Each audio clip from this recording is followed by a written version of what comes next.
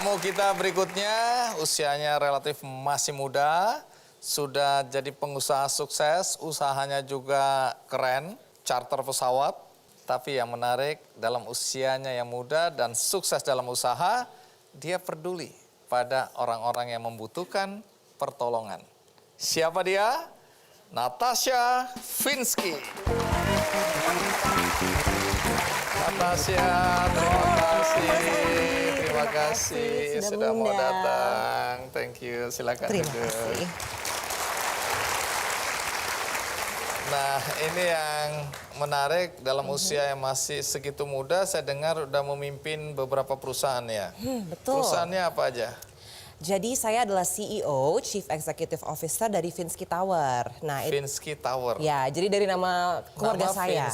Finsky. Berarti yang punya ini ya? Yes. Bukan cuma memimpin perusahaan, tapi yang punya. Iya, Oke, dan terus? itu sebenarnya Finsky Tower tuh medical center dan it's a business yang peninggalan terakhir dari ayah saya. Jadi itu adalah hadiah terakhir dari papa untuk saya dan mama. Terus Iya. usaha lainnya apa? Terus yang lainnya adalah saya juga tahun 2013 saya membuat bisnis yaitu aviasi, in aviation.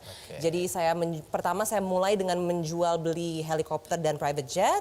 Jual beli helikopter, Yes. private jet, Yes. sekilo berapa itu ya? Aduh, itu bertonton sih. Oke, Gitu. terus? Jadi baru last year tahun 2018 saya baru expand ke rental gitu. Jadi kalau misalnya yang jual beli base-nya di Singapura namanya Aero Queen. So I founded it dan juga CEO-nya dan Skype juga I'm the founder. Ini umur 26 tahun ya? Yes. Saya setua ini nggak punya bisnis apa-apa. Tuhan kadang-kadang tidak adil ini ya.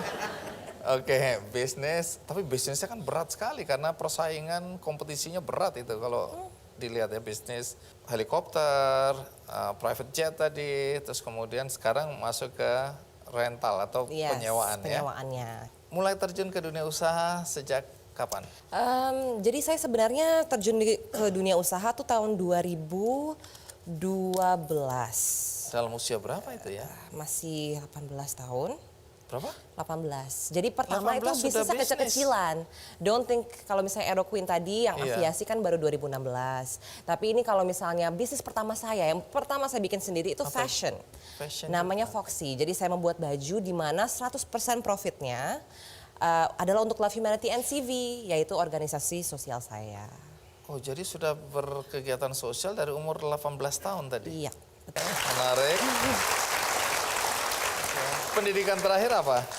Dokter dan Dokter. sekarang baru dapat sekarang lagi ngambil masters MBA Master in Business Administration, dapat beasiswa di Monaco. Semakin Tuhan tidak adil gitu ya. Oke, mulai iri saya. Aduh. Iya. Belum. Kalau orang tua pekerjaannya apa?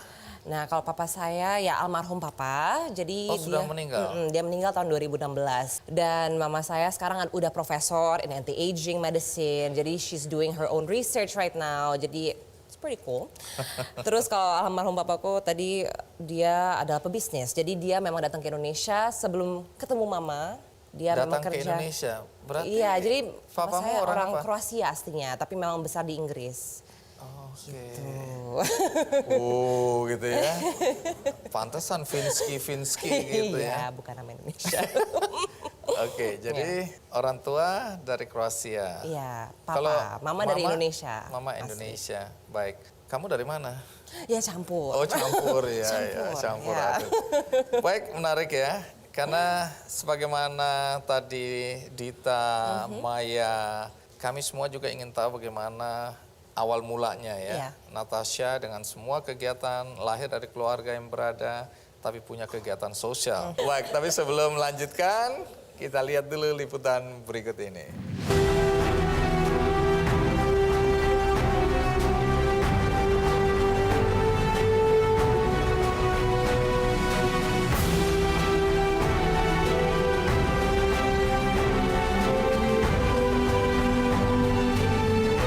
Cantik, muda, pebisnis andal, dan berjiwa sosial. Inilah yang menggambarkan sosok Natasha Cinta Finsky. Selain menjadi dokter, ia juga menjabat sebagai CEO Finsky Tower dan CEO Aero Queen. wanita kelahiran 12 Januari 1993 ini sudah menorehkan banyak prestasi di usianya yang baru menginjak 26 tahun. Setelah lulus dengan IPK tertinggi dan meraih gelar cum laude di salah satu kampus swasta di Jakarta, kini Dr. Natasha telah menjadi CEO Finsky Tower, tempat pusat anti-aging dunia pertama yang sudah dilengkapi dengan klinik standar dunia. Kalau untuk ke pegawai, dia itu sosok yang tegas, tapi tidak membuat pegawainya takut. Dia juga ramah dan dia juga pekerja keras. Selain menjadi CEO Finsky Tower, ia juga turut membangun bisnis yang bergerak di bidang jual beli pesawat jet dan helikopter. Perusahaan yang dinamainya Aeroqueen ini juga mulai bergerak di bidang rental pesawat jet dan helikopter.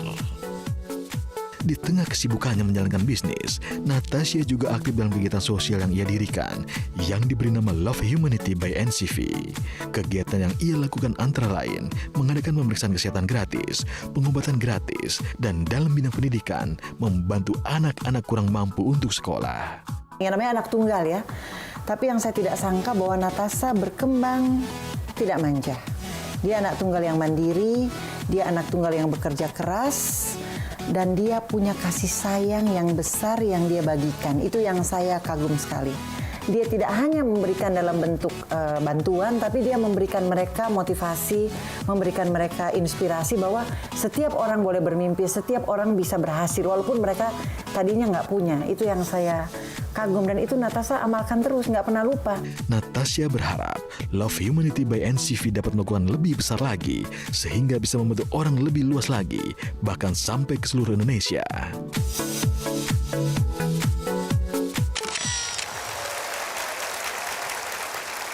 Oke, tadi Mama bilang bahwa sejak kecil sudah terlihat bagaimana Natasha sudah mulai suka memperhatikan orang lain, membantu orang lain gitu ya.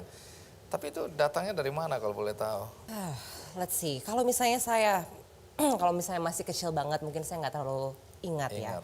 Tapi bagaimana Love Humanity terbentuk, pastinya saya tersentuh karena pertama saya memang merasa terima kasih kepada Tuhan Yang Maha Esa kenapa saya sangat beruntung. Dan saya mulai melihat dengan kuliah kedokteran, saya melihat lebih banyak, I'm more in touch gitu loh. I can see dengan mata kepala saya sendiri apa yang terjadi di sekitar saya. Dan dengan itu saya merasa oke, saya beruntung, dan dengan itu saya akan menabung uang saya sendiri untuk funding Love Humanity NCV. Ini udah berapa lama Love Humanity NCV ini? Ya, dari tahun 2011, jadi 2011. dari umur 18 tahun. Oh, jadi dari 18 tahun sudah terbentuk ini ya? Iya. Jadi siapa aja yang terlibat di dalam ini Ya, kegiatan? jadi awal terbuatnya saya, terus ada beberapa teman selebriti juga, dan yang paling penting adalah teman-teman dokter saya. Jadi mereka yang sampai saat ini yang terus mengikuti kegiatan Love Humanity NCV. Jadi mereka bantu sampai ikut ke Rote. Dan pas Rote? waktu itu, Di NTT? Di NTT. Jadi opa saya Sudah kebetulan sampai sana? Sudah. Opa kebetulan? Orang sana, orang Oh, Rote. orang Rote. Oke. Makanya, dan karena ada teman dokter saya juga yang di daerah situ, di daerah pulau yang kecil dekat Rote juga, dan dia bilang daerah sini memang butuh dokter gitu, butuh pengobatan, butuh edukasi tentang penyakit-penyakit. Jadi makanya kita ke situ, dan pas kita ke situ kita lebih lihat lagi apa yang terjadi. Mereka belum tahu gimana untuk menjaga kebersihan, kesehatan diri sepenuhnya. Makanya kita decide untuk bangun MCK karena mereka butuh, mereka MCK, tidak mandi cuci kakus. betul.